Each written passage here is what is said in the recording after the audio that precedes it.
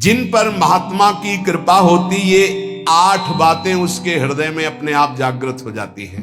देख लो, 8 बातें उसके हृदय में अपने आप जागृत हो जाती, जिस पर संत की कृपा होती। पूज्य बाबा कहते हैं, पहला नाम जप, नाम कीर्तन और लीला गायन, इन 3 का उसको व्यसन हो जाता है, नशा हो जाता है।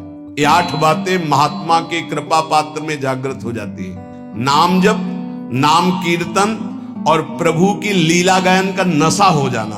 ये कीर्तन हो रहा है तो शकील के बैठ गए, थोड़ा 5 मिनट हमको भी गाने, राधा राधा, भगवत चर्चा हो रही, अरे यहाँ कथा हो रही और बैठ गए 10 मिनट। नशा है ये, हमारे आपको नहीं, सनकादि के लिए भी कहा गया, आशा व्यसन वसन याति नहीं, रघुपति चरित होए ता सुनहि। हनुमान जी को बड़ा नशा है। यत्र यत्र रघुनाथ कीर्तनम तत्र तत्र कृतमस्त कांजलम वाष्पवारि परिपूर्ण लोचनम। आश्रु बहाते हुए नाम कीर्तन सुनना, नाम कथा, लीला कथा ये श्रवण करना। पहला, साधु कृपा पात्र में नाम जप, नाम कीर्तन और लीला गायन का नशा हो जाएगा।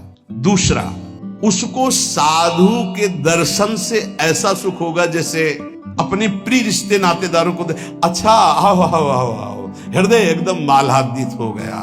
साधु महात्मा से जब बिछुड़ने का समय आता है तो ऐसा लगता है हमारे प्राण छूट रहे हैं। बिछुरत एक प्राण हरि लेहि, ये साधु कृपा पात्र में होगा। संत को आओ आओ, आज तो हमारे अहो भाग्य, जो प्रभु मोहि अनुग्रह की ना तो तुम्हारी दरस हट देना। पहला, नाम जप कीर्तन और लीला गुण गान का व्यसन। दूसरा, साधु दर्शन, साधु सेवन, ऐसा जैसे प्रिय रिश्तेदार, प्रिय नातेदार, ऐसा होना चाहिए। कई चरित्रों में पढ़ा है कि भगत की पत्नी जब संतों का मंडल आया तो उनके लिए बहुत ही ऐसे खिचड़ी आदि सूखा सूखा, और जब उनके भाई आए तो खीर पुआ पूरी सब व्यवस्था। जो लाल स्वामी जी के भी चरित्र में ही पढ़ा है, वो अंदर घर में गए, कहा कि बहुत खुशबूदार ये सब भोग पदार्थ बने, और संत मंडली में तो खिचड़ी परोसी जा रही। तो उनका वो संत है, ये हमारे भाई हैं आए, मतलब उनके साले। अच्छा, तुम्हारे भाई, और ये हमारे रिश्तेदार हैं, हमारे प्रभु के जन पार्षद हैं। सब खीर पुआ उनको परोसा, खिचड़ी उठा के लाए उनके भाई को, ये तुम्हारे रिश्तेदार के लिए, ये हमारे रिश्तेदार के लिए। हरिराम व्यास जी, मलाई गिर गई दूध के साथ उनकी कटोरे में और संतों में दूध परोसा है। हाँ, ये शरीर तुम्हारा पति है ना, इसलिए सभा में ही कह दिया, जाओ मैं आज से तुम्हारा त्याग करता हूं। तुमने हमारे संतों के साथ भेद किया, हमारे आगे मलाई गिरा, क्योंकि शरीर तुम्हारा पति है ना, इसलिए। जबकि ऐसा नहीं, स्वाभाविक ऐसा हुआ था। जब बहुत प्रार्थना की, कई दिन व्यतीत हो गए सेवा से विलक्त, तब संतों के बीच में कहा कि अपने आभूषण बेच करके संत सेवा करे तो हम स्वीकार करें। संत ऐसे प्रिय लगे जैसे कोई सगा सनेही रिश्ता नाता जिनसे जुड़ा है, उनको देख और खूब उनके प्रति भाव, इस महात्मा की कृपा। तीसरा, सांसारिक चर्चा करने में बिल्कुल अरुचि होना। चौथा, महात्मा का कृपा पात्र कभी किसी की निंदा न कर सकता है, न सुन सकता है। पांचवा, महात्मा का कृपा पात्र कभी प्रणाम नमस्कार न स्वीकार करता है किसी के, कोई जैसे कर रहा है तो स्वयं स्वीकार नहीं करता, और दूसरों को भरपूर सम्मान देता है। स्वयं अमानी रहकर दूसरों को वो किसी का मान सम्मान स्वीकार नहीं करता और दूसरों को मान सम्मान करता है। छठा, किसी का चित्त दुखे ऐसा संवाद नहीं, किसी का चित्त दुखे ऐसी कोई क्रिया नहीं, और कोई किसी संवाद या क्रिया से उसको दुख पहुंचावे तो उसका चित्त दुखे ऐसी स्थिति नहीं। सातवां, यदि उसको कोई पद या उपाधि दी जाए तो विष्ठा के समान उसको त्याग देगा। महात्मा का कृपा पात्र, कोई पद या उपाधि दी जाए तो विष्ठा जैसे त्याज्य होता है। विष्ठा त्याज्य का मतलब विष्ठा त्यागने के बाद किसी को गर्व नहीं होता है। मलवत त्याग भोगों का, पद प्रतिष्ठा का। देखो, जब हम मलवत त्याग नहीं करते तो त्याग तो वस्तु का होता है, अभिमान उस वस्तु के त्याग का होता है जो उससे भी खतरनाक होता है। वस्तु की समीपता जितना बाधक है उससे ज्यादा बाधक है वस्तु त्याग कर त्याग का अभिमान। वह किसी के चित्त दुखाने पर कभी दुखी नहीं होता और वो कभी कोई ऐसा संभाषण या व्यवहार नहीं करता और अपनी प्रतिष्ठा को विष्ठा के समान त्याग देता है।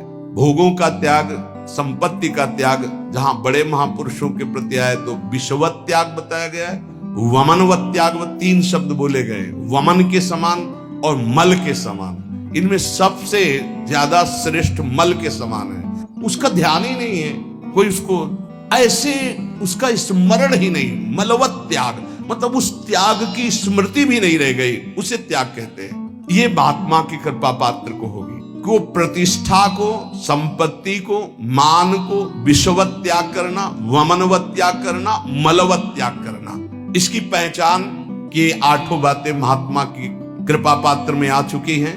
कह रहे उसका मन एकाग्र होगा, किसी भी नवीन विषय भोग की इच्छा नहीं होगी, नेत्र निर्विषय होकर अनासक्त होकर विचरण करेंगे। देखा लाखों को, छवि एक की नहीं, देखा पूरी बाजार, इच्छा एक भी नहीं। नेत्र उसके निर्विषय हो जाएंगे। लाखों छवि देखने पर, लाखों मूर्ति देखने पर, लाखों प्रकार के विषय भोगों को देखने पर उसके हृदय में ना इच्छा होगी ना झांकी होगी। एकांत में जाकर किसी व्यक्ति का चिंतन नहीं होगा। जिसका मन एकाग्र है, नवीन विषय भोग की इच्छा नहीं है, नेत्रों में किसी की आकृति नहीं, कोई विषय की झलक नहीं, पूरी बाजार घूम आवे, पूरे लाखों लोगों से मिल ले, वो महात्मा का कृपा पात्र भगवान प्राप्त करने के योग्य हो चुका है। ये 8 बातें पुनः सुन लीजिए कृपा करके। पहला, नाम जप, नाम कीर्तन, भगवत लीला गुणानुवाद। क्या व्यसन, नशा।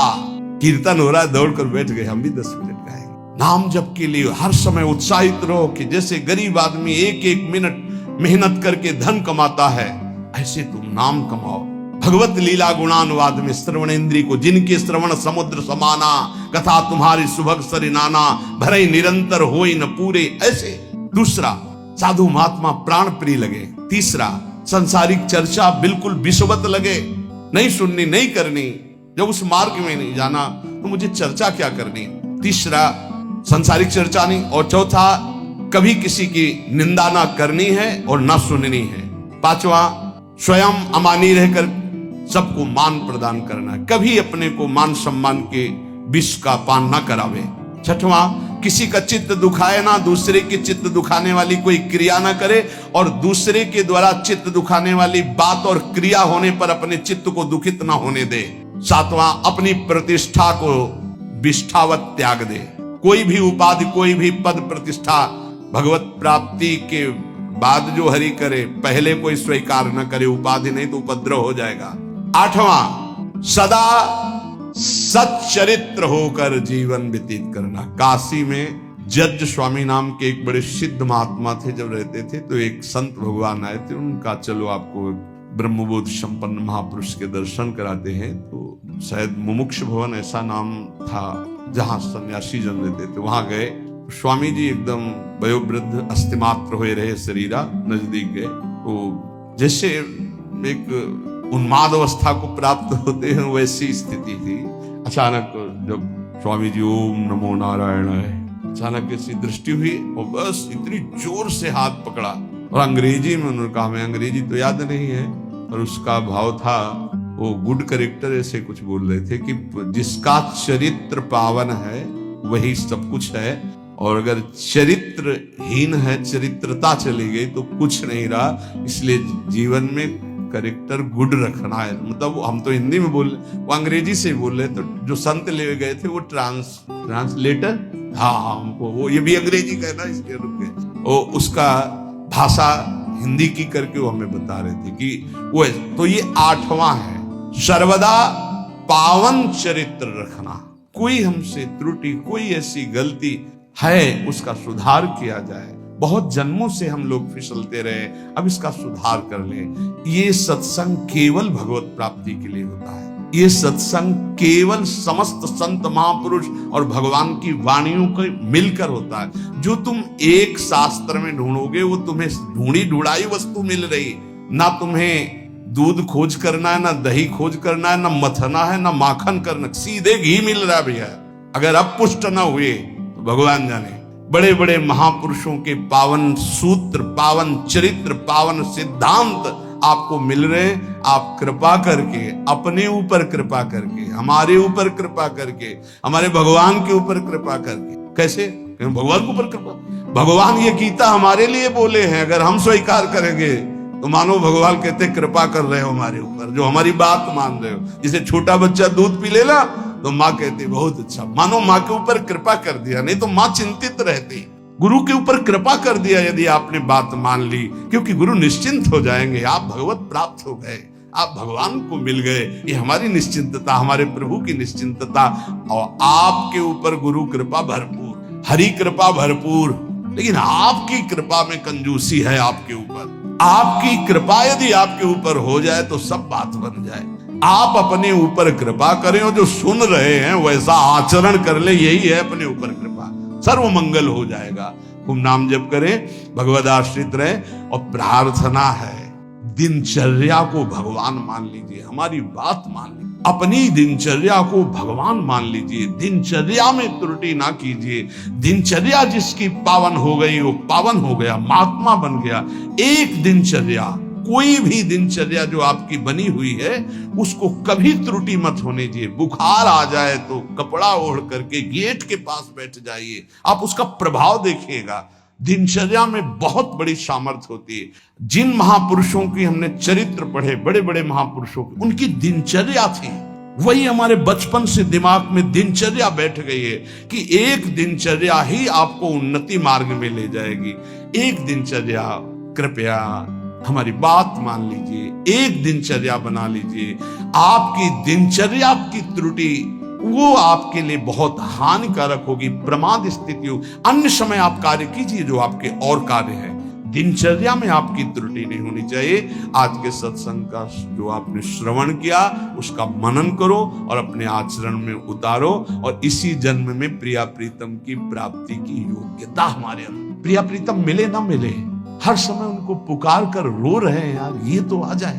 उनसे मिलने के लिए तड़पना तो आ जाए, उनकी याद में डूबना तो आ जाए। वो आ जाएगा। अगर उनको ना बुलाना होता, ना ये देना होता तो हमको क्यों ये सानिध्य देते। इस सानिध्य का मतलब को हमें आप समझो। प्रिया जो आपको मिलने के लिए कितने व्याकुल है, यहां से तुम्हें सुनाई नहीं दे रहा, ये उनकी व्याकुलता है, आपसे मिलना चाहते हैं। आप क्यों मिलने के लिए तैयार नहीं हो रहे हो। जैसे माँ बाथरूम में बच्चे को ले जाकर स्नान कराकर तैयार करके पिता की गोद में बैठा देती है, ऐसे गुरु आपको पावन सजा करके प्रिया प्रीतम के राख मंडल में प्रवेश कराने के लिए आप तैयार हो जाएंगे। जैसे छोटा बच्चा ना बाथरूम की, वो कहता है मुझे खेलना है, वो थप्पड़ मारेंगे, चल पहले। ऐसी कुछ दशा है। ऐसे घसीटो कि ये जो पवित्र आचरण है आपको निर्मल करेंगे। आप उन मलिन खेलों को खेलना चाहते हैं, ये छोटी मंजिल नहीं भगवत प्राप्त। संपूर्ण द्वैत से विस्मरण प्राप्त करना है। विस्मृत्य द्वैत मात्रम प्रणयमय महाज्योतिरेका वर्णवान्तः। संपूर्ण सृष्टि का विस्मरण करके तब एक स्थिति आती है, एको ब्रह्मद्वितीयो नास्ति। पहले सब कुछ भूलना है। इसलिए कहा गया निरंतर भजन सातु दीर्घ काल निरंतर सत्कार सेवितो दृढ़ भूमि। राधा राधा राधा राधा राधा राधा राधा राधा राधा राधा राधा। क्या जा रहा है? हर कार्य कर रहे हैं, राधा राधा स्मरण कर रहे हैं। उपासक कितना बड़ा कार्य करना है। विस्मृत्य द्वैत मात्रम, संपूर्ण विश्व का विस्मरण। अब संपूर्ण विश्व में आपको क्या संपूर्ण विश्व का स्मरण है? बिल्कुल नहीं है। आपका उन्हीं का स्मरण जिनका संबंध है। नहीं, आप क्या जानते हो उत्तर प्रदेश में कितने लोग वास करते हैं? आपकी स्मृति में है क्या? कौन कौन कहां कहां कैसा, आपका कोई मतलब नहीं है। उत्तर प्रदेश में आपका रिश्तेदार कौन है अभी याद आ जाएगा। आपकी स्मृति वही है जहां आपने संबंध फैलाया है। करना क्या है? सब संबंध के धागे प्रिया प्रीतम में समेट देने हैं। सबकी ममता ताग बटोरी, विस्मृत हो जाएगा। पूरा संसार तो विस्मृत है, कुछ स्मृत है केवल अपना शरीर, शरीर के संबंधी भोग और शरीर संबंधी रिश्ते नातेदार, बस इतना है अपना स्मरण। पूरा संसार में नहीं। कहीं भी प्रांत का प्रांत नष्ट हो जाए आपको कोई भारी दुख नहीं होगा, लेकिन अपने घर की एक ईंट खसक जाए तो परेशानी आ जाएगी, क्योंकि ममता अपने घर में उस प्रांत में नहीं है। यहां लिखा है विस्मत, पूरे विश्व का विस्मरण। तो पूरा विश्व तो विस्मृत है ही है, कुछ हिस्सा है जो तुम्हें मिटाना है, नहीं तो अपने आप सब मिटा हुआ है। क्या स्मरण पूरे विश्व का? पता ही नहीं तुम्हें पूरे विश्व में है क्या क्या? पूरे विश्व का थोड़ी पता है। कुछ भूमि ऐसी है जिसमें कुछ देश बसे हुए हैं, इससे कई गुना बड़ी भूमि है जिसमें कोई नहीं रहता है, वहां केवल देवता और सिद्ध जा सकते हैं। तो आप पूरा विश्व थोड़ी जानते हैं। इन जितने देश बसे उनमें सब देश नहीं जानते आप। छोड़ो, अपना भारत देश पूरा नहीं जानते आप। 140 करोड़ जनता किसको जानते हो आप? कितने को जानते हो? भारत के किसी एक प्रदेश के किसी एक शहर में या गांव में एक कोने में तुम्हारा घर है, उस घर में किसी एक कमरे में एक कोने में तुम्हारी सैया है, तुम हो क्या? ऐसे पूरे ब्रह्मांडों का एक फल समझ लो। ऐसे अनंत ब्रह्मांड जिसके एक रोमकूप में वास करते हैं, उन भगवान के सेवक हैं।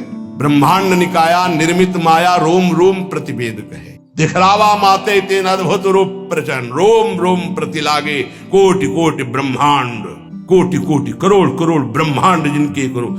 इस पूरे ब्रह्मांड में एक ये मृत्यु लोक में भारत देश में एक प्रदेश में, एक जिला में, एक कस्बा में, एक गांव में एक छोटा सा घर, उस घर में एक कोने में सैया, तुम हो क्या? क्या हो? जैसे गूलर के फल में देखो कितने भुनगे निकलते हैं, ऐसे गूलर की फल की तरह भगवान के विराट रूप में एक रोमकूप में करोड़ों ब्रह्मांड वास करते हैं। तुम्हारा विस्मरण करने का ज्यादा मेहनत नहीं पड़ेगी। तुम इतने त्रिकालज्ञ नहीं हो कि पूरे भारत को जानते हो या विश्व को। तुम्हारे स्मरण में केवल वही विषय है जो भोगे हो, वही व्यक्ति हैं जिनसे संबंध बनाए हो। तो इन सबकी ममता ताग बटोरी, मम पद मन बांधी बर डोरी। कह रहे विस्मृत अद्वैत मात्रम, यह है भगवत प्राप्ति का मार्ग। अब छोड़ो, बिल्कुल सरल मार्ग, छोटा मार्ग, एकमात्र अपने गुरुदेव का स्मरण। ध्यान मूलम गुरु मूर्ति, पूजा मूलम गुरु पदम, मंत्र मूलम गुरु वाक्यम, मोक्ष मूलम गुरु कृपा। या संपूर्ण विश्व का विस्मरण और आराध्य देव का स्मरण, और इसको कराने की सामर्थ्य एकमात्र गुरुदेव के चरणों में होती है। अगर ध्यान मूलम गुरु मूर्ति, पूजा मूलम गुरु पदम, मंत्र मूलम गुरु वाक्यम, तो मोक्ष मूलम गुरु कृपा। गुरु कृपा से सब सुलभ हो। एक जगह पकड़ लो, उठते बैठते चलते फिरते अपने गुरुदेव की आज्ञा के अनुसार चल रहे हैं, उनका चिंतन कर रहे हैं। प्रगट में गुरुदेव विराजमान है, फिर कोई साधन में त्रुटि या फिर कोई अशांति सवाल नहीं उठ सकता। मानो परमानंद में प्रभु के साथ चल रहा हूं। सच्ची कहता हूं, गुरुदेव का मतलब है प्रिय प्रीतम मिलित रूप विराजमान। साक्षात हमारे प्रिय प्रीतम गुरुदेव के रूप में विराजमान। ये हृदय की बात कहता हूं। शास्त्रों बार श्री जी अनुभव कराती है कि मैं ही गुरुदेव के रूप में विराजमान हूं। देख, फिर क्या चिंता, मानो मैं हर समय श्री जी के समीप हूं। हमारा केवल स्मरण गुरुदेव। तो द्विधा संशय आदि, जितनी दुविधा जितना संशय है ये संसार के चिंतन में है, भगवान या गुरुदेव के चिंतन में नहीं है। अगर भगवान का चिंतन हो रहा है तो गुरुदेव का चिंतन हो रहा है, गुरुदेव का चिंतन हो रहा है तो भगवान का चिंतन हो रहा है। गुरु गोविंद दो नहीं है, गुरु गोविंद न भेद कराए। महाज्योति स्वरूप प्रेम समुद्र में उज्जवल महाप्रेम रस प्रदान करने वाला जो वृंदावन है, इस वृंदावन में प्रियादासी के रूप में अपने को वही देख पाता है जो संपूर्ण संसार का विस्मरण कर देता है। महाप्रभु के विस्मरण करने का उपाय बता रहे हैं। मृदु पद न्यास उठत कुमकुम रज, अद्भुत बहत समीर दुकुलहु, कबहू श्याम श्यामा दसनांचल, कच कुच हार छुअत भुज मूलहु। ये चिंतन, अति लावण्य रूप अभिनय गुण, नाहिन कोटि काम समतुलहु। करोड़ों काम जिनकी समानता नहीं कर सकते, इनका रास हो रहा है, इनका विलास हो रहा है। इसी का गायन, इसी का चिंतन। थे थे वचन मिथुन मुख निसरत, सुन सुन देह दशा। प्यारी जो थे ऐसे वो शोभा जो झलक रही है, ऐसा सुंदर स्वरूप है। अभिनय निपुण स्वामिनी जो समस्त कलाओं में प्रेम, उपासक के नेत्रों के सामने झलक रही है शोभा।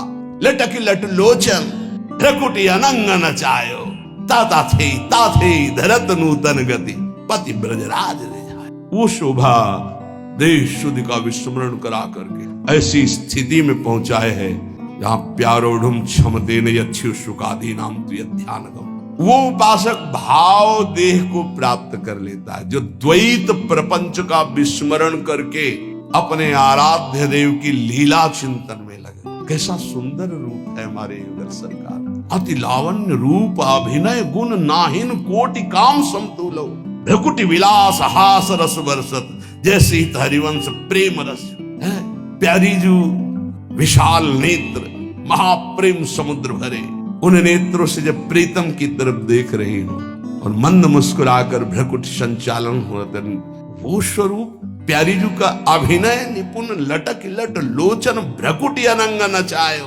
कैसा स्वामिनी जो अभिनय करते हुए जिस समय भ्रकुटी संचालन करते हुए मंद मुस्कुराते, उस भ्रकुटी संचालन से करोड़ों कामदेव मानो मूर्छित हो गए, अधीन हो गए। ऐसा सौंदर्य जब उपासक देखेगा तो उसको इस मर्त लोक की कोई विषय चिंतन आएंगे नहीं।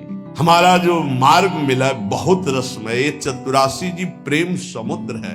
आपसे प्रार्थना है, औषधि बड़ी गूढ़ है, अगर इसको पाते रहोगे तो रहस्य खुल जाएगा।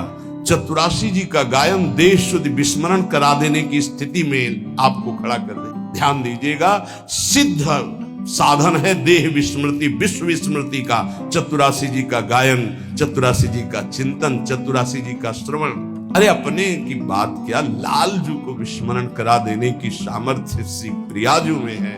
लालजू को विस्मरण करा देने, लालजू अपने आप चिदानंद स्वरूप, लालजू अपने आप को भूल जाते हैं। ऐसा प्रेम प्यारी जू का है। और अपने प्यारी जू की शरण में है, अपने को कोई भय इस बात का कि संसार का कोई राग हमें फंसा लेगा नहीं। बहुत बड़ी जगह जुड़ गए हैं। श्री स्वामिनी जू का बड़ा प्रताप है। श्रीपाद प्रबोधानंद जी महाराज कह रहे हैं, आप हमारी बात मान लो निहाल हो जाओगे। यद कोट्यन समपि स्पृशेन निगमो यन्नो विदिर योगिनः। मैं जो आपसे बात कह रहा हूं वेद की सामर्थ्य नहीं है कि आपको बता सके, वो नेति नेति तो हरि के लिए ही कह रहा है। यहाँ वृंदावन कैसे पकड़ता है ये तो सुना था कि वृंदावन वास की तुम इच्छा करो वो तुम्हें फांस लेगा, पकड़ लेगा, ऐसे फांस से फांस लेगा कि तुम निकल ही नहीं सकते। तो लगता था क्या जादू है वृंदावन में, देखते हैं भाई। जब वृंदावन ने फांसा तो जीने लायक नहीं रहे। अब वृंदावन के बिना जी नहीं सकते। आपको कैसे होता है, ये नहीं कि किसी रोग आदि के कारण नहीं, वृंदावन के बिना, वृंदावन जीवन है, प्राण है। यद कोट्यन समपि स्पृशेन निगमो यन्नो विदुर योगिना। जो श्रीपाद कह रहे, करोड़वें अंश की महिमा भी वेद ने वर्णन कर सकते हमारी प्यारी जू की। लालजू की महिमा नेति नेति वर्णन करके, यद कोट्यन समपि स्पृशेन न निगमो, निगमन वेद, न निगमो यन्नो विदुर योगिनः। बड़े बड़े योगी भी जिस रहस्य को नहीं जानते। आगे की बात और दुर्लभ है। श्रीश ब्रह्म सुकार्जुन उद्धव मुखा पश्यन्ति यन्न क्वचित् अन्यतो किम ब्रजवासिनामपि न यदृश्य कदा लोके। श्री वृंदावन रूप मदभुतमहम राधा पदैकाश्रया। समझ आ जाए तो भाई श्री जी की बड़ी कृपा, नहीं तो कह रहे वेद नहीं समझते तो हम लोग क्या समझ लेंगे। समझो, जिन श्यामाजू की महिमा के करोड़वें अंश को वेद नहीं वर्णन कर सकते, जिन श्यामाजू की महिमा को बड़े बड़े योगी जन भी ध्यान में नहीं पाते। आगे उधर श्रीश ब्रह्म शुका अर्जुनो उद्धव मुखा पश्यन्ति अन्न क्वचित। हमारी प्रिया जो जहां विराजमान है नवनिभृत निकुंज में, इन सब महापुरुषों ने अवतार लीला में दर्शन किए, अवतार लीला का गायन किया, अवतार लीलाओं को देखा कृपा से, लेकिन सेवा में सम्मिलित नहीं हुए। नवनिभृत निकुंज में विराजमान जो रूप बेली प्यारी बनी सुप्रीतम प्रेम तमाल, यहां सिर्फ सहचरियों का प्रवेश है। श्रीपाद प्रबोधानंद जी महाराज ने 3 वृंदावन का वर्णन किया प्रारंभ में। पहला गोष्ठ वृंदावन जिसमें सखाओं के सहित प्रभु नित्य लीला करते रहते। दूसरा गोपी वृंदावन जिसमें रासोत्सव होता रहता है गोपी जनों के साथ, प्रिया लाल गोपी जन, जिनको राधा कृष्ण रूप में उच्चारण नाम किया गया। राधा कृष्ण और समस्त गोपी मंडल मंडिता और रास जिसमें भगवान शिव प्रवेश किए। जिन गोपी जनों की विरहाग्नि का प्रेमाग्नि का ताप उद्धव के हृदय में वृंदावन में आते हुए लगा तो ज्ञान गुदड़ी भस्म हो गई। उद्धव जी ने गोपीजनों के उस प्रेम को देखा। श्री शुकाचार्य उसी प्रेम का गान कर रहे हैं। भगवान शिव उसी रास में गए और स्वामिनी जी की महिमा को देखा और कटाक्ष, कृपा कटाक्ष का गायन किया। लेकिन यहां कह रहे पश्यंती यन्ना क्वचित, इन महापुरुषों का यहां प्रवेश नहीं। कौन? बोले राधा निकुंज बाटी, श्रीपाद प्रबोधानंद, गोपी वृंदावन तक सबका प्रवेश, यहां केवल सहचरियों का प्रवेश। तीन गोपिन ते दुर्लभ माई, नित्य विहार सहज सुखदाई। और बात कह रहे हैं कि अन्यत्य क्रिम, अन्य उदाहरण तुम्हें क्या दूं, ब्रजवासिनाम अपि न यद दृश्य कदा लोक है। नंद बाबा आदि जो ब्रजवासी जन हैं, उनके सखा जन जो हैं, सुहृद जन जो हैं, इनका भी इस नवनिवृत्त निकुंज में प्रवेश नहीं, क्योंकि बाबा का वात्सल्य भाव है, सखाओं का सखा भाव है। गोष्ठ वृंदावन, गोपी वृंदावन में भी बाबा या सखाओं का प्रवेश नहीं है। वहां परम पुरुष प्रभु और समस्त गोपी और प्रिया जो ये लेना, वहां भी सखा परिकर का प्रवेश।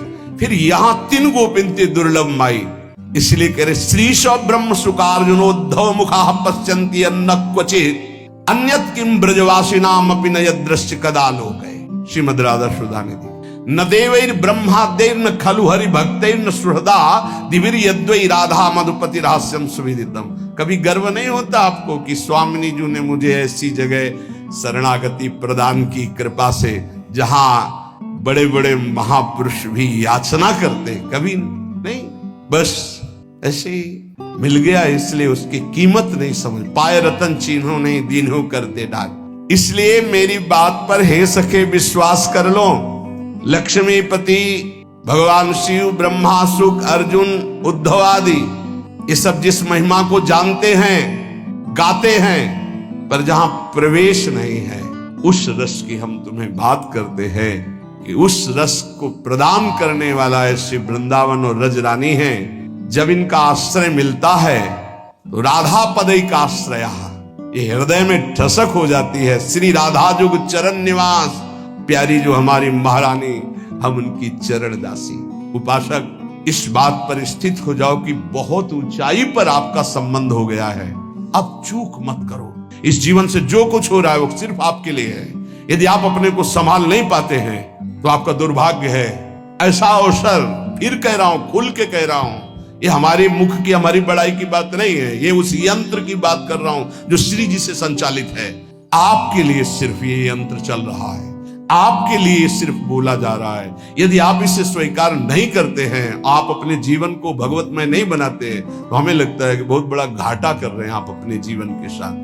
हमारी कोशिश रहेगी, हमारी चेष्टा रहेगी कि हमारे कांधे पे पैर रखो और ऊंचाई पे चढ़ जाओ। यही हमारे जीवन का परम लक्ष्य है। आप सब सहयोग दें हमारा, कि जो हम गुरुजनों की, महापुरुषों की वाणी सुना रहे हैं, उसको आप जीवन में धारण करें और परम सुख, परम मंगल प्रियालाल को प्राप्त। श्री राधा वल्लभ लाल की।